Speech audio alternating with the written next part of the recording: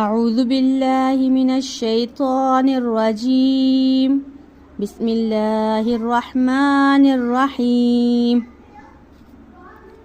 لام زبر میم، لم میم کے اوپر جزم ہے، اس لیے ہم اس کو لاسٹ لیٹر کے ساتھ ملا کر پڑھتے ہیں، ٹھیک۔ لام اور جو زبر ہے، زیر ہے، پیش ہے، اسی کی ساؤنڈ نکلے گی۔ زبر کی پوزیشن سٹینڈنگ ہوتی ہے آ کر کے، زیر کی پوزیشن لینڈنگ میں جاتی ہے ای کر کے، اور پیش کی پوزیشن او فلائی کر کے آتی ہے لائک او۔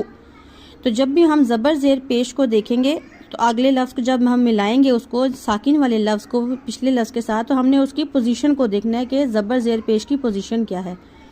اب پیش ہوگی تو لام پیش جیسے لو ہوگا نا، تو لو لم بن جائے گا۔ اب یہ زبر ہے تو والی پوزیشن ہوتی ہے، لام زبر لا،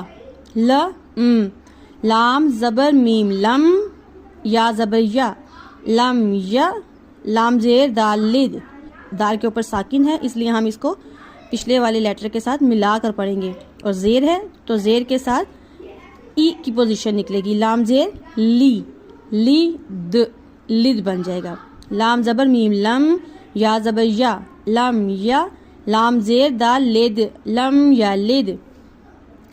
نون پیش نو، سواد زیر سی، نو سی۔